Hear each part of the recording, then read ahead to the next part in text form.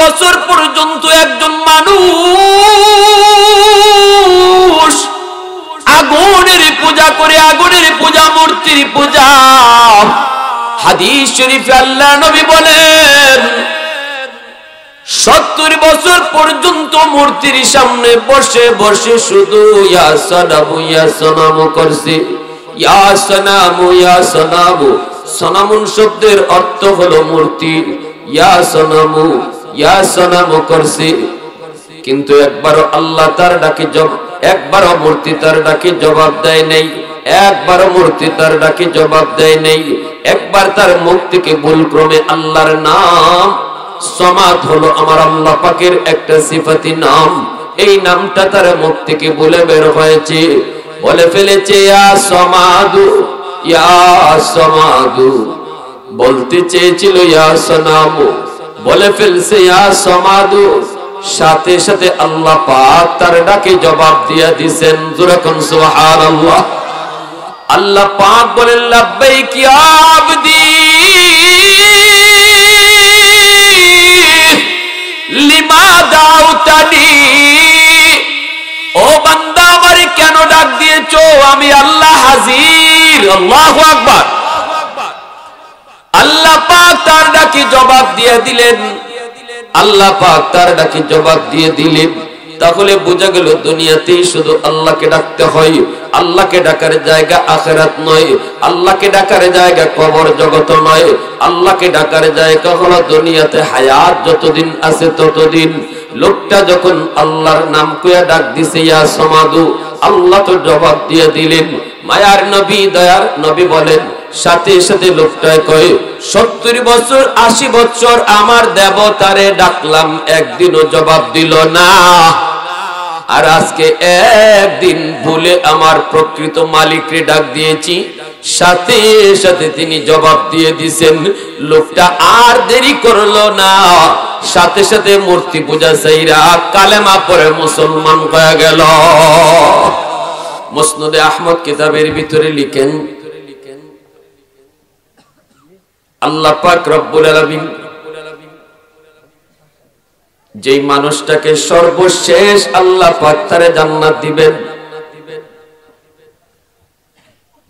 এই মানুষটার পরে আর কোন মানুষকে আল্লাহ পাক জান্নাতে ঢোকাবেন না। সেই হবে সর্বশেষ জান্নাতি। দুনিয়ার জীবনে আল্লাহর বিধিবিধান মানল, কিন্তু কিছু মানলো কিছু মানলো না। দিলের ভিতরে ঈমান ছিল, দীর্ঘকাল জাহান্নামের ভিতরে আগুনে জ্বলার পর তার শাস্তির মেয়াদ শেষ হওয়ার পরে আল্লাহ পাক রব্বুল আলামিন তাকে জান্নাত দিবেন। এই লোকটাই হবে সর্বশেষ জান্নাতি।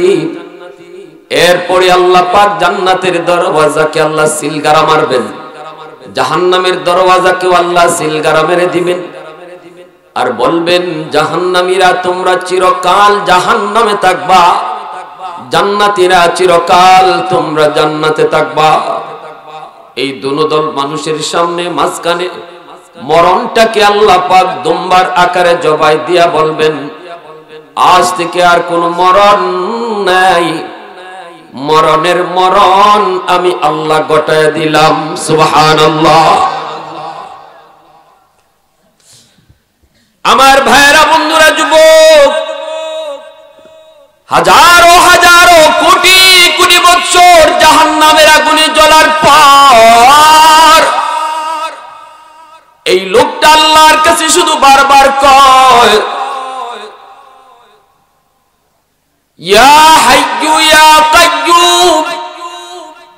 আল্লাহকে শুধু বারবার বারবার শুধু ডাকতে থাকে। আল্লাহ পাক তার ডাকে কোনো জবাব দেন না।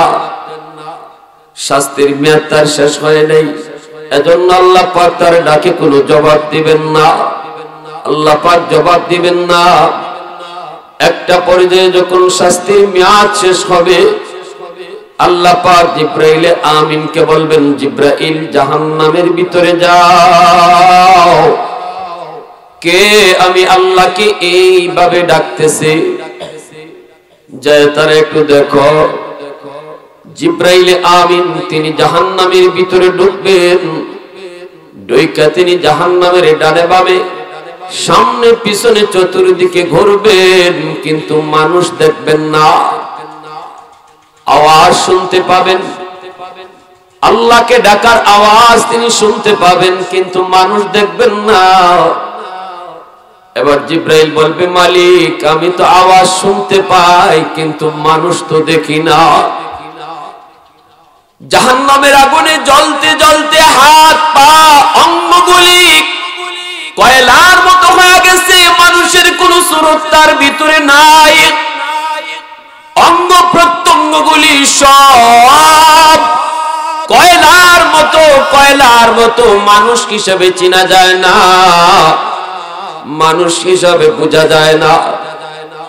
এজন্য জিব্রাইল বলবে, মালিক আওয়াজ তো শুনতে পাই, কিন্তু মানুষ তো দেখি না, মানুষ তো দেখি না।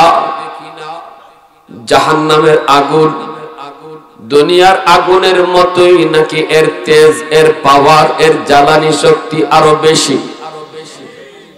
আল্লাহ পাক রব্বুল আলামিন হাজারো হাজারো বছর জাহান্নামের আগুনকে জ্বালাইছেন। কতবার রং পরিবর্তন হয়েছে। দুনিয়ার মানুষের আগুন জ্বালানোর জন্য একটু আগুনের প্রয়োজন। আল্লাহ বললেন, জিব্রাইল জাহান্নামের ফেরেশতাকে যায় বলো যেন একটু আগুন দেয়, দুনিয়ার মানুষের আগুনের প্রয়োজন আছে। তিনি গেলেন ফেরেশতার কাছে, যা বলেন ভাই একটু আগুন দিবানি, দুনিয়ার মানুষের প্রয়োজন মেটানোর জন্য একটু আগুনের প্রয়োজন। জাহান্নামের ফেরেশতা বলে, জিব্রাইল কতটুকু আগুন নিতে চাও, কতটুকু আগুন? কয় আঙ্গুলের মাথা পরিমাণ দিলেই চলবে। জাহান্নামের ফেরেশতা কয়, ভাই জিব্রাইল এতটুকু আগুন যদি দুনিয়ার জমিনে দেওয়া হয়, তাম দুনিয়া এই আগুনের তেজে জলে ছাই হয়ে যাবে। তাহলে কদ্দূর? কই এক সরিষার দানা পরিমাণ আগুন তুমি দিয়ে দাও। ফেরেশতা তখন বলে, এত দূর যদি দেওয়া হয় তাহলে দুনিয়াতে গাছপালা উদ্ভিদ জন্মানো বন্ধ হয়ে যাবে। তাহলে কদ্দূর নিব? কদ্দূর নিব? আল্লাহকে জিজ্ঞেস করো, ও মালিক কদ্দূর আগুন আমি দুনিয়ার মানুষের জন্য নিব? আল্লাহ পাক কয়, জিব্রাইল সরিষার দানা পরিমাণ একটু আগুন নিয়ে তুমি পৃথিবীর সবচেয়ে উঁচু পাহাড়ের উপরে তুমি রেখে দিবা। এই জাহান্নামের সরিষা পরিমাণ আগুন পাহাড় ছিদ্র কইরা, সাত জমিন ছিদ্র হইয়া জাহান্নামের ঠিকানায় আবার চলে যাবে। একটু ধোঁয়া ছেড়ে যাবে, ধোঁয়া, ওই ধোঁয়া থেকে দুনিয়ার আগুনের সৃষ্টি হবে। দুনিয়ার আগুনের সৃষ্টি হবে ওই ধোঁয়া থেকে।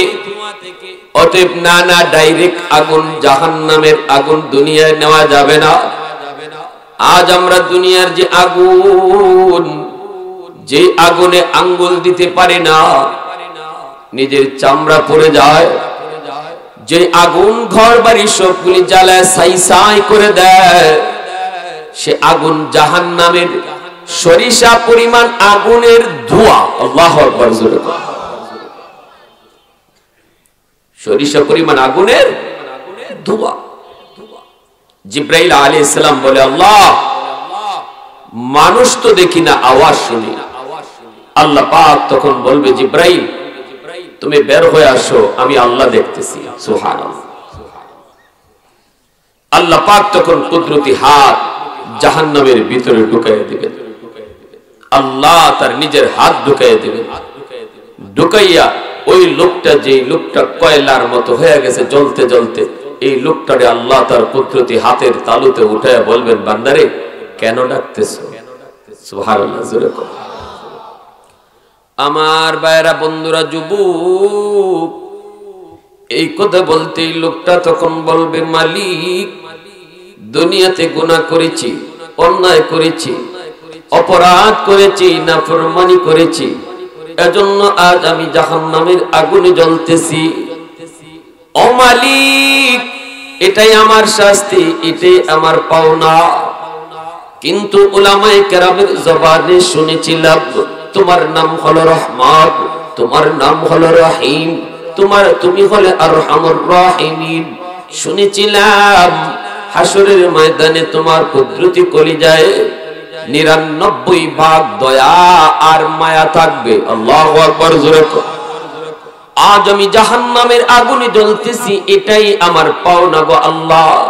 কিন্তু মালিক, একটা আবদার তোমার কাছে জানাই। আল্লাহ, তুমি যদি আমাকে জাহান্নামের নিচে না রাইখা একটু জাহান্নামের উপরে রেখে দিতা। আল্লাহ, জাহান্নামের বাইরে বলি না, জাহান্নামের ভিতরে নিচে নাই রাইখা যদি তুমি একটু উপরে রেখে দিতা গো, তুমি তো রহমান, তুমি তো রহিম, তুমি আরহামুর রাহিমিন। আল্লাহ পাক ওই বান্দা শুন, জাহান্নাম আমি আল্লাহকে ডাকার জায়গা নয়। জাহান্নামে আমাকে ডাকলে আমি জবাব দেই না। আমাকে ডাকার জায়গা হলো দুনিয়ার জগৎ। দুনিয়াতে যদি কেউ একবার আমি আল্লাহকে ডাক দেয়, আমি ৭০ বার ডাকে জবাব দেই। জোরে কোন সুবহানাল্লাহ। ৭০ বছর পর্যন্ত একজন মানুষ আগুনের পূজা করে, আগুনের পূজা, মূর্তির পূজা। হাদিস শরীফে আল্লাহ নবী বলেন ৭০ বছর পর্যন্ত মূর্তির সামনে বসে বসে শুধু ইয়া সানামু ইয়া সানামু করছে। ইয়া সানামু ইয়া সানামু, সানামুন শব্দের অর্থ হলো মূর্তি। ইয়া সানামু করছে, কিন্তু একবারও আল্লাহ তার ডাকে একবারও মূর্তি তার ডাকে জবাব দেয় নাই। একবারও মূর্তি তার ডাকে জবাব দেয় নাই। একবার তার মুখ থেকে ভুলক্রমে আল্লাহর নাম, সমাদ হলো আমার আল্লাহ পাকের একটা সিফাতি নাম, এই নামটা তার মুখ থেকে বলে বের হয়েছে, বলে ফেলেছে ইয়া সমাদু, ইয়া সমাদু। বলতে চেয়েছিল ইয়া সানামু, বলে ফেলছে ইয়া সমাদু। সাথে সাথে আল্লাহ পাক তার ডাকে জবাব দিয়ে দিবেন। জোরে কোন সুবহানাল্লাহ। আল্লাহ পাক বলেন লাব্বাইক ইয়া আবদি লিমা দাউতানি। ও বান্দা, আমারে কেন ডাক দিয়েছো? আমি আল্লাহ হাজির। আল্লাহু আকবার। আল্লাহ পাক তার ডাকে জবাব দিয়ে দিলেন। আল্লাহ পাক তার ডাকে জবাব দিয়ে দিলেন। তাহলে বোঝা গেল দুনিয়াতেই শুধু আল্লাহকে ডাকতে হয়। আল্লাহকে ডাকার জায়গা আখিরাত নয়, আল্লাহকে ডাকার জায়গা কবর জগত নয়। আল্লাহকে ডাকার জায়গা হলো দুনিয়াতে হায়াত যতদিন আছে ততদিন। লোকটা যখন আল্লাহর নাম কইয়া ডাক দিছে ইয়া সমাদু, আল্লাহ তো জবাব দিয়ে দিলেন। মায়ার নবী, দয়ার নবী বলেন, সাথে সাথে লোকটায় কয় ৭০ বছর ৮০ বছর আমার দেবতারে ডাকলাম, একদিনও জবাব দিল না। আর আজকে একদিন ভুলে আমার প্রকৃত মালিককে ডাক দিয়েছি, সাথে সাথে তিনি জবাব দিয়ে দিয়েছেন। লোকটা আর দেরি করলো না, সাথে সাথে মূর্তি পূজা সাইরা কালেমা পড়ে মুসলমান হয়ে গেল। আলহামদুলিমান কদ্দারা খাইরাও ওয়া খাবালা। প্রশংসা করব কার? একটু জোরে আওয়াজ দিয়া বলেন কার? আলহামদুলিমান কদ্দারা খাইরাও ওয়া খাবালা ওয়া শুকরু লিমান সাওয়ারা হুসনাও ওয়া জামালা। ফরদুন সামাদুন আন সিফাতিন খালকি বারিউন রব্বুন আযালিয়্যুন খালাকাল খালকা কামালা। লা জিদ্দা ওয়ালা নিদ্দা ওয়ালা হাদ্দা লিমাওলা। লা জিদ্দা ওয়ালা নিদ্দা ওয়ালা হাদ্দা লিমাওলা। আল আনা কামা কানা ওয়ালাম ইয়ালকা যাওয়ালা। আল আনা কামা কানা ওয়ালাম ইয়ালকা যাওয়ালা। মোহব্বতের সাথে বলি আল্লাহু আকবার। আর একটু জোরে বলি আল্লাহু আকবার। ভাইরা বন্ধুরা, জন্য বলতেছিলাম রে যুবক, একটু দিলটা নরম করে কথাগুলি শোনো। সামনের কথাগুলি অত্যন্ত জরুরি, অত্যন্ত ইম্পর্টেন্ট। কথাগুলি দিলের কান দিয়ে একটু শুনতে চেষ্টা করো। ওই মানুষটা আল্লাহ পাককে কয়, মালিক আমাকে তুমি জাহান্নামের নিচে রেখে দিয়েছো, এটা তোমার ইচ্ছা। আমি তো পাপী, আমি তো অপরাধী, আমার গুনার খাপাল্লা ভারী, কিন্তু মালিক এতটুকু দয়া তোমার কাছে চাই গো। আমাকে যদি তুমি জাহান্নামের নিচ থেকে উপরে দরজার কিনারায় রেখে দিতা। তোমার নাম তো রহমান, তোমার নাম তো রহিম। আল্লাহ পাক কয়, বান্দা ঠিক আছে, যা যা, আমি আল্লাহ তোর কথা রাখলাম, জাহান্নামের উপরে দরজার কিনারায় রেখে দিলাম। কিন্তু বান্দা ওয়াদা কর, এরপরে আর কিছু চাইবি না। মালিক ওয়াদা করেছি আর কিছু চাইবো না। আল্লাহ তাকে জাহান্নামের দরজার কিনারায় রেখে দিয়েছেন। কিছুক্ষণ যাওয়ার পরই ওয়াদার কথা ভুলে গেছে, আবার আল্লাহকে ডাক শুরু করেছে। আল্লাহ পাককে ডাক শুরু করেছে। আল্লাহকে ডাকে, ইয়া হাইয়্যু ইয়া কাইয়্যুম। আল্লাহকে আবার ডাক দেওয়া শুরু করলো। আল্লাহ পাক তারে জিজ্ঞেস করে, বান্দারে আবার কেন ডাক দিলি, আবার কেন ডাক দিলি? তখন কই, মালিক আমাকে তুমি যেখানে রেখেছো এই জায়গাটা দরজার পাশ, দরজার এই পাশে রাখা যে কথা, ওই পাশে রাখা এক কথা, ওই নামের বাহিরে আল্লাহ রেখে দিলেন। কিছুক্ষণ পরেই সেই লোকটা ওয়াদার কথা আবারও ভুলে যায়। দূরে তাকায় দেখি, ওই যে দেখা যায় জান্নাত, জান্নাতুল ফিরদাউস, জান্নাতুন নাঈম, জান্নাতুল মাওয়া, বড় বড় গেট। এই জান্নাতের গেট গুলি দেখে আবারও আল্লাহকে ডাক শুরু করে দেয়। আল্লাহ জিগায়, কিরে বান্দা আবার কেন ডাক দিলি? কয়, মালিক আমাকে তুমি যেই জায়গায় রেখে দিয়েছো এই জায়গাটা জাহান্নামের ভিতরও না, জান্নাতের ভিতরও না। আল্লাহ তুমি আমাকে যেখানে রাখছো এই জায়গা জাহান্নামের ভিতরও না, জান্নাতের ভিতরও না। আমারে এই জায়গায় রাখা যেই কথা, জান্নাতের গেইটের পাশে রাখা এক কথা, ওই সমান। এখানে রাখা যে কথা, জান্নাতের গেইটের পাশে রাখার সমান কথা। আল্লাহ তুমি আমাকে যদি দয়া করে এই জায়গায় না রেখে জান্নাতের গেইটের পাশে একটু রেখে দিতা। তোমার নাম তো রহমান, তোমার নাম রহিম। আহাদুল লাইসা কামিসলি সামাদুল লাইসা কাফাদলি লিমানিল মুলকু তুগুই তু সাজাওয়ার খুদাই তু খুদাবন্দে আমি নি তু খুদাবন্দে ইয়াসারি তু খুদাবন্দে জামি নি তু খুদাবন্দে সামাই তু রহিমি তু করিমি তু সামিঈ তু বসিরি তু মুইজ্জি তু মুদিল্লি তু মালিকিল আরশি বজাই বরি আজ খুরদন ও খুফতন বরি আজ তুহমত মরদান বরি আজ বিম উমিদি বরি আজ রঞ্জ বালাই। আল্লাহু আকবার। আল্লাহ পাক কই, বান্দা ঠিক বলেছো, আমি আল্লাহ সবই পারি, এখানেও রাখতে পারি, জান্নাতের গেটের পাশেও রাখতে পারি। আমি আল্লাহর নাম রহমান, আমার নাম রহিম, সবই তোমার কথা ঠিক আছে। কিন্তু বান্দা বল, এই পর্যন্ত কয়বার ওয়াদা করছো আর কতবার ভাঙছো? তুমি না বলেছিলে আর কিছু চাইবা না, তুমি না বলেছিলে আর কিছু চাইবা না। তখন কয়, মালিক আমি তোমার দয়ার কাঙ্গাল, আমি তোমার মায়ার কাঙ্গাল। এই ময়দানে জাহান্নামের এই ময়দানে এই জায়গায় তোমার দয়া মায়া ছাড়া কেউ আমাকে বাঁচানোর নাই গো মালিক। তোমার দয়া ছাড়া বাঁচার কোনো উপায় আমার নাই। আল্লাহ আমি তোমার দয়ার কাঙ্গাল, আমি তোমার মায়ার কাঙ্গাল। আবারও আল্লাহ পাকের দয়া লাগবে। আল্লাহ তখনও বলবেন, বান্দা ঠিক আছে, এই কথাটাও আমি তোর রাখলাম, এই আবদারটাও পূরণ করলাম। জান্নাতের গেটের পাশেই তোমাকে রেখে দিলাম রে বান্দা। কিন্তু ওয়াদা কর এরপরে আর কিছু চাইবা না। আল্লাহ ওয়াদা করলাম আর কিছু চাইবো না, আর কিছু চাইবো না।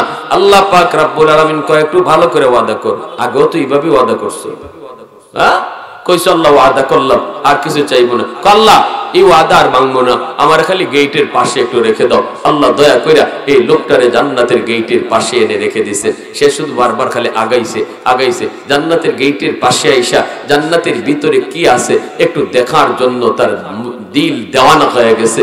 দেখবে কি কইরা জান্নাতের ভিতরে আল্লাহ কি রাখছে। হুজুরদের জবানে, উলামায়ে কেরামের জবানে শুধু শুনেছি, কিন্তু আজকে দেখার সুযোগ দেয়। একটু যদি দেখতে পারতাম, আল্লাহ পাকের মানসা হলো আল্লাহ তার একটু দেখাবে জান্নাতে আল্লাহ কি রাখছে তার জন্য। কিন্তু সেইগুলা ভুইলা পাপের সাগরে ডুব দিছে। কি পাওয়ার কথা ছিল তার, কি রাখছিল আল্লাহ তার জন্য, কিন্তু সেইগুলা হারাইলো। আল্লাহর ইচ্ছাও তার একটু দেখাবে। এমনি জান্নাতের গেটটাকে আল্লাহ একটা জান্নাতি বাতাস চাইরা একটু ফাঁক করে দিবে, এক পলকের জন্য তার নজর শুধু জান্নাতের ভিতরে ঢুকবে। أعددت لعبادي الصالحين ما لا عين رأت ولا أذن سمعت ولا خطر على قلب بشر। আল্লাহ পাক রব্বুল আলামিন হাদিসে কুদসি আল্লাহ বলেন, জান্নাতের ভিতরে আমি আল্লাহ এত নাজ আর নিয়ামত রেখে দিয়েছি, এত আরাম আয়েশের ব্যবস্থা আমি আল্লাহ করে দিয়েছি, যা তো কোনোদিন তোমার চোখ দেখে নাই, তোমার কান কোনোদিন শুনে নাই, এমনকি তোমার অন্তর কোনোদিন কল্পনাও করতে পারে নাই। এত আরামের ব্যবস্থা আমি আল্লাহ জান্নাতে বান্দা বান্দি রে তোমাদের জন্য রেখে দিয়েছি। একটা পলকের জন্য শুধু তার নজরটা পড়ছে, পড়া মাত্রই আবার জান্নাতের গেট লেগে গেছে, আবার আল্লাহ গেট বন্ধ করে দিয়েছেন। এখন আবার চিৎকার দিয়ে উঠছে, আল্লাহকে ডাকে, আবার ডাক শুরু করেছে আল্লাহকে। আল্লাহ বলে, বান্দারে আবার কেন ডাক দিলি, আবার কেন ডাক দিলি? কই মালিক কি দেখাইছো? আল্লাহ গো আমারে কি তুমি দেখাইছো? এতদিন দেখি নাই, শুধু শুনছিলাম, কিন্তু আজকে নিজের চোখে দেখলাম। কিন্তু মালিক এক পলকের জন্য দেখা, এই দেখায় আমার স্বাদ মিটে নাই। আল্লাহ আমাকে একটু ভালো করে দেখার সুযোগ দাও। ও মালিক কি আমি হারাইছি, আমাকে একটু ভালো করে দেখার সুযোগ তুমি দিবানি গো মাওলা। আল্লাহ পাক কই কেমনে তুই দেখতে চাও? কই আমাকে একটু ঢুকার সুযোগ দাও। সুবহানাল্লাহ কর না। কই আমার একটু ঢুকবার সুযোগ দাও, আমি দেখবো আর দৌড় দিয়া বের হয়ে আসবো, দেরি করব না। আল্লাহ আমি শুধু ঢুকবো আর দেখবো, তারপরে দৌড় দিয়ে বের হয়ে আসবো। আল্লাহ পাক রব্বুল আলামিন তখন বলতেছে, বান্দারে তুই না বলেছিলে তুই আর কিছু চাইবি না? কয় এটা তো কইছিলাম ওই, কিন্তু আমারে দেখাইলা কেন? সুবহানাল্লাহ। আমারে দেখাইছো কেন গো মালিক? দেখাইছো যখন আমাকে দেখবার সুযোগ দিতে হবে। আল্লাহ তুমি আমাকে একটু দেখার সুযোগ দাও, দেরি করব না। আল্লাহ পাক রব্বুল আলামিন কই বান্দা মনে রাখিস কতবার ওয়াদা করেছো, কতবার তুমি ওয়াদা ভাঙছো। আল্লাহ কয় ঠিক আছে, এই আবদার তোর পূরণ করব রে বান্দা, কিন্তু ওয়াদা কর, ভালো করে ওয়াদা কর, দেরি করবি না, দুইকে তুই বের হয়ে আসবি, একটু ঢুককেই তুই বের হয়ে আসবি, দেরি করবি না। কই মালিক ওয়াদা করলাম, থাকার অধিকার আমার নাই। সব আবার আল্লাহর পক্ষেও কয়, আমার আমল নাই, থাকবো কি কইরা? আমার তো যুক্তি নাই, আমার তো পুঞ্জি নাই, আমি থাকবো কেমন করে? দেখেই আমি দৌড় দিয়ে বের হয়ে আসবো। আল্লাহ বলতেছেন, বান্দা ইয়াদ রাখবি, ওয়াদা যেন তোর ঠিক থাকে। কয় 100% ওয়াদা ঠিক থাকবো। এই কথা বলার পর আল্লাহ পাক জান্নাতের গেটটাকে আল্লাহ খুলে দিলেন। হাদিস শরীফে আল্লাহর নবী বলেন, জান্নাতের গেটটা খুলে দেওয়া মাত্র বান্দা কোমরে যতদূর শক্তি আছিল এতদূর শক্তি লইয়া একটা দৌড় দিবে জান্নাতের ভিতরে। এই দৌড় দিয়া শুধু ভিতরে ঢুকবে, ভিতরে ঢুকবে, দেখা দেখি বাদ খালি ভিতরে ঢুকে। কথা ছিল একটু ঢুকেই দেখবে আর দৌড় দিয়া বের হয়ে আসবে, বের হওয়ার কোন নাম গন্ধ নাই। শুধু খালি ভিতরে ঢুকে আল্লাহ পাক রব্বুল আলামিন কয় কিরে এই দেখি শুরু করলো এটি দেখা দেখি বাদ দিয়ে শুধু ভিতরে ঢুকতেছে। এইবার আল্লাহ পাক রব্বুল আলামিন ধমক দেয়া কইবা এ বান্দা থাম, থামছে, ধমক খাই থামছে। কই কিরে এটাই কি তোর সাথে কথা ছিল? এটাই কি কথা ছিল? এটাই কি ওয়াদা ছিল? তাড়াতাড়ি বের হও। তখন কয় মালিক তুমি কি আমাকে জান্নাত থেকে বের করে দিবা গো? আল্লাহ তুমি যদি আমাকে এখন জান্নাত থেকে বের করে দাও তাহলে তোমার ওয়াদা ভাঙা হবে। আল্লাহরে কয় আমারে যদি তুমি বের করে দাও তোমার ওয়াদা ভাঙা হবে। আল্লাহ পাক রব্বুল আলামিন কয় কস কি তুই? আমি কখন ওয়াদা করলাম? আমি তো কখনো তোর সাথে ওয়াদা করলাম না। যত ওয়াদা তুই করলি, যত ওয়াদা ভাঙার তুই ভাঙলি, আমি কখন ওয়াদা করলাম? তোর তো ওয়াদা ছিল তুই ডুববি আর বের হয়ে আসবি। কত ওয়াদা তুই করলি, কত ভাঙলি। এখন তো দেখা দেখি কিছুই নাই, শুধু ভিতরে ঢুকো। মনে নাই কি তোর ওয়াদার কথা? কই মালিক সব কিছু আমার মনে আছে, তোমার ওয়াদার কথাও মনে আছে। আল্লাহ কই আমার কি আবার ওয়াদা? কই তোমার ওয়াদা আছে গো মালিক, তুমি কোরআনের মাধ্যমে ওয়াদা করেছো, আলেম উলামার জবানে শুনেছি, ওয়াজ মাহফিলে বসছিলাম শুনছি। আল্লাহ তুমি বলেছো জান্নাতে তুমি যাকে একবার ঢুকাইবা আর তার বের করবা না, এটা তোমার ওয়াদা নি। সুবহানাল্লাহ, জোরে কোন না, আরেকটু জোরে কোন না সুবহানাল্লাহ। আরে লাহজাহে মুমিন কি নই শান নই আন, हर लहज़े मोमिन की नुई शान नुई आन, रफ्तार में किरदार में अल्लाह की बुरहान, क़हारियो गफ़्फ़ारियो कुद्दूस जबारूत, ये चार अनासिर ग़ुत बनता है मुसलमान। अल्लाह पाक रब्बुल आलमीन के बंदा कौन की तुमी? बोले जी अल्लाह तुमी वादा तुमी करे सुनी, জান্নাতের কথা তুমি যত জায়গায় বলেছো সব জায়গায় তুমি খালিদিনা ফিহা বলেছো। আল্লাহ তুমি জান্নাতকে চিরস্থায়ী বলেছো, জান্নাত থেকে আর বের করবা না, এই ওয়াদা তোমার আসেনি কোরআনে। আল্লাহ বলে বান্দারে চালাকি তো তুই কম করলি না, সব কথা মনে না থাকলেও আমার ওয়াদার কথা তোর মনে আছে। নামাজের কথা মনে নাই, হালাল হারামের কথা তোর মনে নাই, পর্দার বিধান পালন করার কথা তোর মনে নাই, কিন্তু আমার এই ওয়াদা মনে আছে। বান্দা ঠিক বলেছো, ঠিক বলেছো, আমি আল্লাহ ঠিকই ওয়াদা করেছি যার একবার জান্নাতের ভিতরে ঢুকাবো আর কখনো জান্নাত থেকে বের করব না। জান্নাত থেকে আমি আল্লাহ কখনো জান্নাত থেকে বের কইরা জাহান্নামে দেই না, কিন্তু আমি আল্লাহ জাহান্নামীকে জান্নাতে দেই, জান্নাতীকে আর কখনো জাহান্নামে দেওয়া হয় না। এটা আমি আল্লাহর ওয়াদা। ঠিক শুনেছো তুমি, সত্য শুনেছো তুমি। কই মালিক তাহলে এইবার আমার কথা, আমি তো কোনো না কোনো সুরতে বুদ্ধি করে হোক আর চালাকি করে হোক ঢুকে পড়ছি, এখন যদি আমাকে তুমি বের করো তাহলে তোমার ওয়াদা ভাঙা হয়। আল্লাহু আকবার। আল্লাহ বলে বান্দা যা বলেছো ঠিক বলেছো, যাও আমি আল্লাহ আমার ওয়াদার খাতিরে তোমাকে জান্নাত দিয়া দিলাম। এই কথা শুনে আল্লাহ পাক কুদরতি মুস্কি হাসেন। আপনারা যেমন এই কথাটা শুই না, তার কথা শুই না মুস্কি হাসছেন। আল্লাহ নবী বলেন জিব্রাইল যখন আমাকে এই ঘটনা শুনাইতেছেন তখন দেখি জিব্রাইলও হাসে। আমি জিব্রাইল আমিনকে বললাম, জিব্রাইলও হাসে, মায়ার নবীও হাসছেন।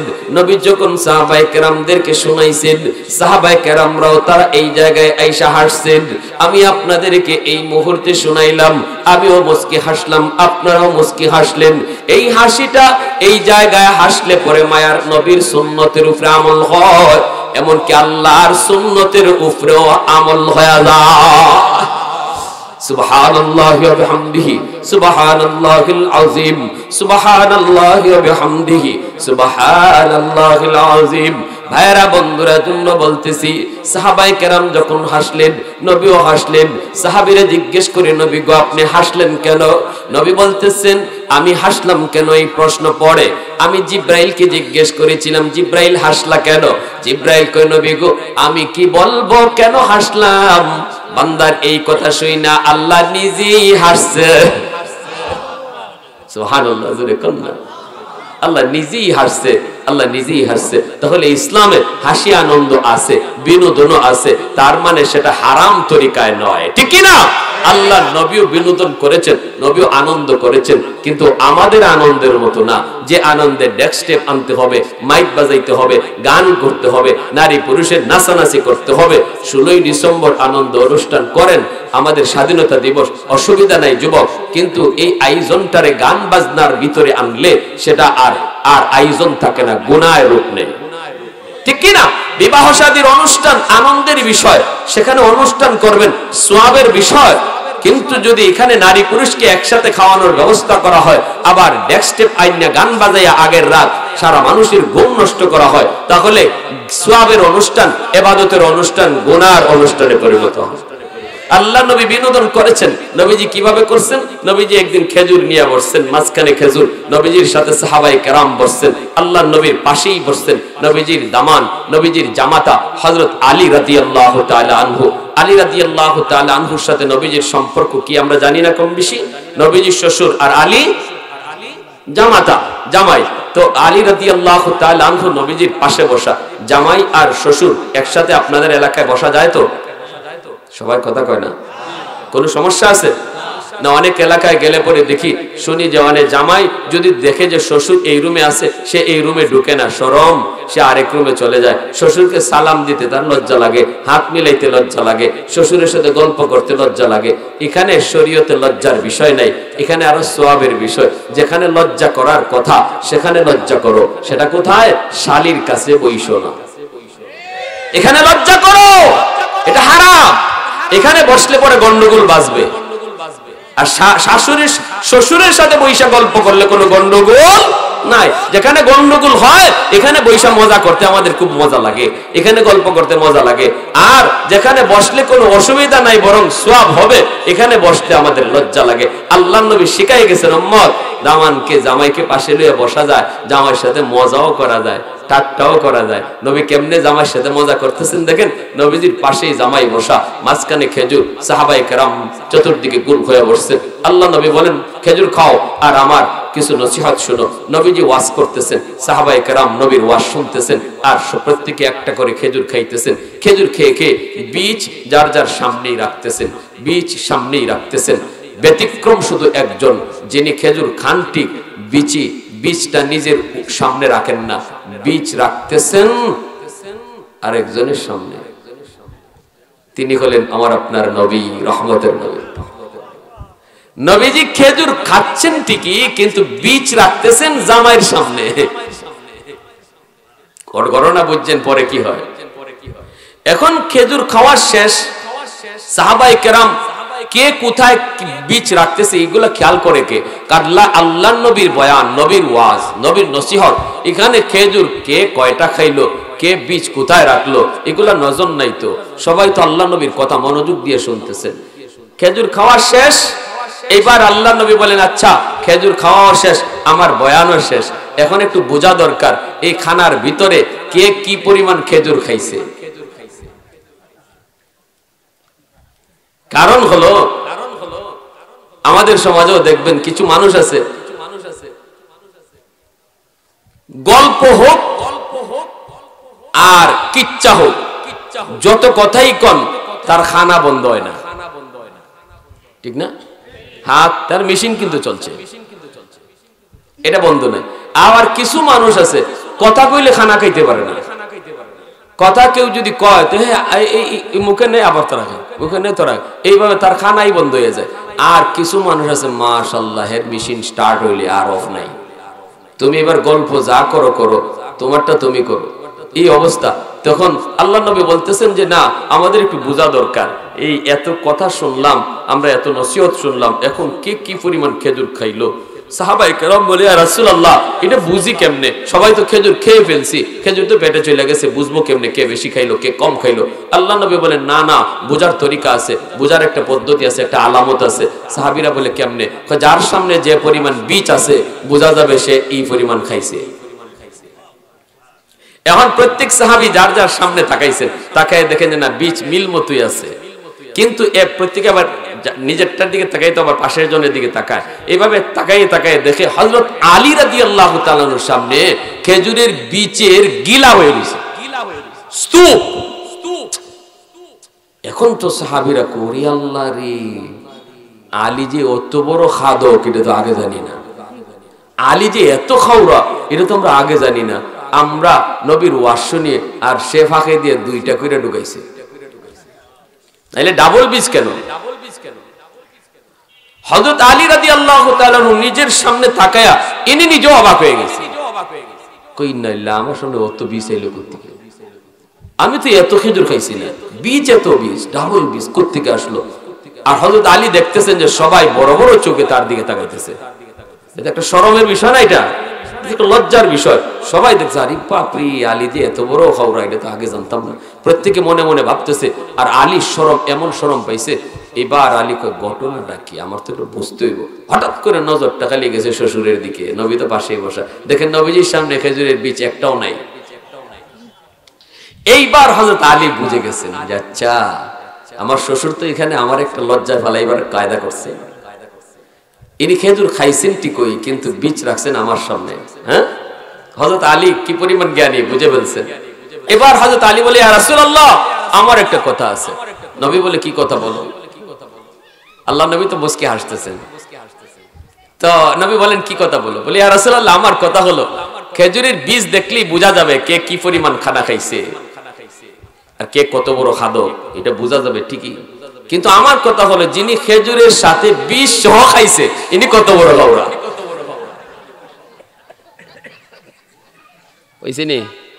ওইসিনি কর। এইবার তো হাসি শুরু হয়ে গেছে। আল্লাহ নবী বলে আলী এত সুন্দর জবাব দিছ। নবী বলতেছে এজন্য আমি বলেছি আনা মাদিনাতুল ইলমি ওয়া আলিয়ুন বাবুহা, আমি ইলমের শহর আর আমার আলী ইলমের শহরের দরওয়াজা। সুবহানাল্লাহ, কি জবাবটা দিয়েছেন। সাহাবায়ে কেরাম বুঝে গেছেন আচ্ছা এখানে তো শ্বশুর জামাইয়ের ঠেলাঠেলি চলছে। কি সুন্দর কৌতুকটা করছেন আল্লাহ নবী, কত মজার একটা কৌতুক করছেন। তো এজন্য বলতেছি ইসলামে আনন্দ বিনোদন চিত্ত বিনোদন আছে, কিন্তু সাবধান যুবক, এটা ইসলামের গণ্ডির ভিতরে যেন হয়। ঠিক কিনা জোরে কর। আমার ভাইয়েরা বন্ধুরা এবার আসুন সামনের দিকে আগাই। এই যুবকের ঘটনা কি হলো? আল্লাহ পাক কয় বান্দা যাও আমি আল্লাহ তোমাকে জান্নাত দিয়ে দিলাম, যেই জান্নাতের ওয়াদা তুমি শুনেছো, জান্নাতে একবার ঢুকালে আর আমি জান্নাত থেকে বের করি না, এই জান্নাতে তোমাকে দিয়ে দিলাম। খুশি হইয়া আল্লাহর বান্দা এইবার জান্নাতে ঢুকলো, জান্নাত পেয়ে গেল, কিন্তু যেখানেই বসতে চায় এখানেই তারে কেউ জায়গা দেয় না, আগে থেকেই সবাই জান্নাত দখল করে নিয়েছে। এই লোকটাই হলো সর্বশেষ জান্নাতি। এজন্য জান্নাতে যেখানে বসতে চায় কেউ তারে জায়গা দিতে চায় না। ও মিয়া এটা আমার এরিয়া, এখান থেকে তুমি উঠো। আরেক জায়গায় গেলে পরে কয় আরেকজনে এটা আমার এরিয়া, তুমি ওখান থেকে উঠো।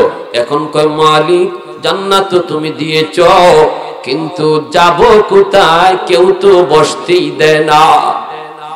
আল্লাহ পাক কয় বান্দা তুমি বুঝি তোমার জান্নাত পাও না? সামনের দিকে আগাও, আমি আল্লাহ তোমার জন্য 10 দুনিয়ার সমান জান্নাত রিজার্ভ রেখে দিয়েছি। সামনের দিকে আগাও, তোমার জান্নাতে তোমার আগে কেউ ঢুকে নাই। ওই লোকটা জান্নাতের ভিতরে ঢুকতে যাবে নিজের জান্নাতটা পাওয়ার জন্য। রে যুবক সামনের দিকে আগাইতেছে, আগায় আগায় সে যায় পায়ে যাবে, দেখবে এই গেটের উপরে তার নাম লেখা। গেটের পাশে যায় মাত্র দাঁড়াবে, অটোমেটিক জান্নাতের গেটটা খুলে যাবে। তার সামনেই হুররা মালানিয়া, জান্নাতে মালানিয়া তার অপেক্ষায় 70 জন বিবি। এই বিবিরা তাকে গান গেয়ে গেয়ে বরণ করে তাকে খাস কামরায় নিয়ে যাবে। আনন্দ হবে, পরিচয় হবে। আল্লাহ তারে জান্নাতি শরবত খাওয়াবে, কত গল্প, কত আনন্দ। বিকাল বেলা বলবে আমি আমার বাগানগুলি একটু দেখে আসি গো, কোন কোন বাগান আল্লাহ আমাকে দিছে। আঙ্গুরের বাগান, আপেলের বাগান, কলার বাগান। আল্লাহ পাক রব্বুল আলামিন সূরা রহমান, সূরা ওয়াকিয়ার ভিতরে এই বাগানগুলির বিবরণ আল্লাহ দিয়েছেন। বাগানের ভিতরে যাবে, যায় দেখবে আঙ্গুরের গাছের আঙ্গুরের ফলগুলি হাতের কাছে জ্বলতেছে, প্রতিটা ফল হাতের কাছে জ্বলতেছে। টান দিয়া পারবে আর খাবে। নদীর কিনারায় যায় বসবে, এমন একটা লেকের পারে যায় বসবে, যেই লেকের পারে বৈশা দেখবে এত স্বচ্ছ পানি, পানির নিচের মাছ, রং বেরঙের মাছ, সোনালী কালার, রূপালী কালার। দেখে আল্লাহর বান্দা বলবে এত সুন্দর মাছ, না জানি খাইতে কত স্বাদ। বলা মাত্রই নবী বলেন মাছের জবান আল্লাহ খুলে দিবে। মাছ ডাক দিয়া বলবে আল্লাহর বান্দা আতাশতাহি, তুমি কি আমাকে খাইতে চাও? সে বলবে হ্যাঁ আশতাহি, আমি তোমারে খাইতে চাই। মাছ বলবে মাতবুখান আও মাশবিয়ান, তুমি আমাকে ভুনা খাবা নাকি ভাজা খাবা? আল্লাহর বান্দা তখন বলবে আমি তোমারে ভুনাও খাবো, ভাজাও খাবো। আগে দেখবো ভুনা খায় কত মজা, এরপরে দেখবো ভাজা খায় কত মজা। সাথে সাথে মাছটা ভুনা হয়ে তার সামনে হাজির হয়ে যাবে। ভুনা মাছটা খাওয়ার পর কাঁটাগুলি ফালাবে, এই কাঁটা থেকে আবারও ওই মাছটা জন্ম নিবে, আবারও ভাজা হয়ে তার সামনে মাছটা হাজির হয়ে যাবে। দুনিয়াতে কত ভুনা মাছ আর ভাজা মাছ খেয়েছে রে যুবক।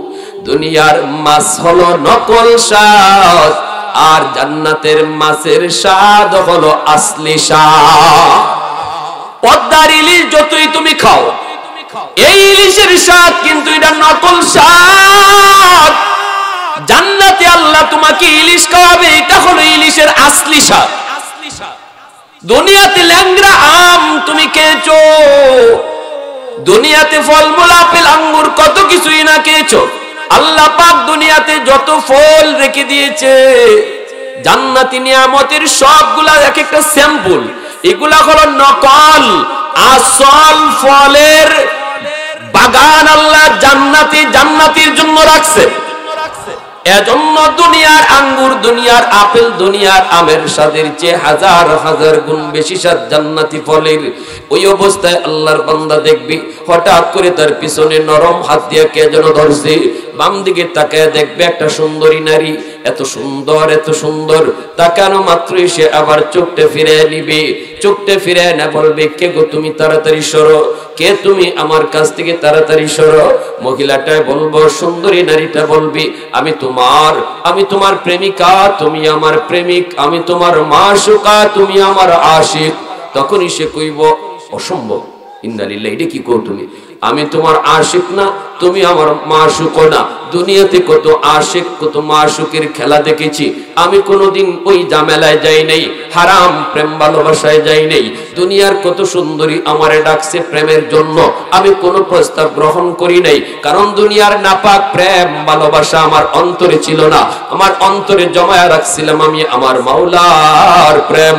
অতএব না, এই কথা তুমি আমারে শোনায় বলায়ও না, তুমি আমার না। আমার 70 জন বিবি আল্লাহ আমাকে হালাল তরিকায় জান্নাতে দিয়েছে, তাদের চেহারা আমি চিনি, তুমি এদের মতো না, তুমি তা না। এই কথা বলতি জান্নাতি হুর বলবে আল্লাহর গোলাম আমি তোমার, তুমি কি কোরআনের আয়াত পড়ো নাই? বলে কোন আয়াত? আল্লাহ পাক বলছে জান্নাতে আমি তোমাকে যা দিবার তো দিবই, ওয়ালাদাইনা মাজিদ, মাঝে মাঝে তোমাকে অতিরিক্ত দিব, অতিরিক্ত তোমাকে দিব। কেন? কারণ হলো দুনিয়ার যৌবন তুমি কন্ট্রোল করেছো। কক্সবাজার সমুদ্র সৈকতে গত সপ্তাহে আমি ছিলাম, সমুদ্র সৈকতে ছিলাম 3 দিন আমার ছিল কক্সবাজারে প্রোগ্রাম। মাঝে মাঝে আল্লাহ পাকের কুদরত দেখার জন্য সাগরে যেতাম, কিন্তু ভাইরা আমার সাগরের পারে গেলে পরে যা দৃশ্য চোখে পড়ে, আমাদের মতো মানুষ সেখানে বেশিক্ষণ থাকা সম্ভব হয় না।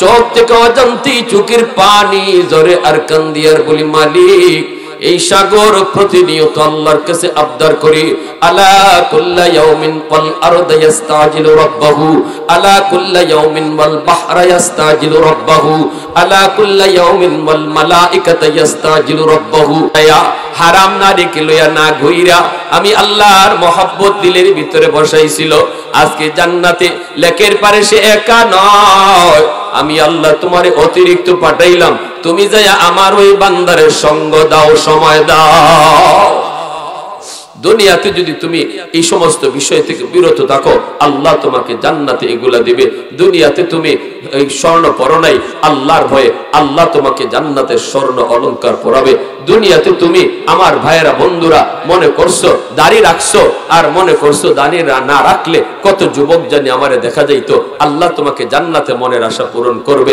জান্নাতে তুমি যা চাইবা যেভাবে চাইবা এভাবে আল্লাহ তোমাকে চলার সুযোগ দিবে যদি দুনিয়াতে তোমার মত মতো না চইলা আল্লাহর মতে চলো জান্নাতে আল্লাহ তোমার মত মতো চলার সুযোগ দিয়ে দেবে দুনিয়াতে যে নিজের মন মতো চলবে মত মতো চলবে জান্নাতে সে তার নিজের মত মতো সে পরকালে নিজের মত মতো চলতেই পারবে না জাহান্নাম হচ্ছে যা মন চাইবো সব উল্টা দেওয়া হবে মন মতো কিছুই পাইবে না আর দুনিয়াতে যে নিজের মত বাদ দিয়ে দিছে আল্লাহর মতো চলছে পরকালে আল্লাহ তারে তার মন মতো সে যেভাবে চায় এভাবেই চলার সুযোগ দিবে তাহলে দুনিয়ার সংক্ষিপ্ত হায়াতের 60-70 বছরের জীবনে আমরা নিজের মত মতো চলবো না আল্লাহর মত মতো চলবো আল্লাহর মত মতো যদি চলি পরকালের চিরস্থায়ী জীবনে যে জীবনের শেষ নাই ওই জীবনে আমার মন মতো চলার সুযোগ আল্লাহ আমাকে দিবে যদি হায়াতের জীবনটাতে নিজের মত বাদ দাও কোন কোন যুবক আছো একটু হাত উঠে বলো নিজের মতে আর চলবো না আল্লাহর মতে চলবো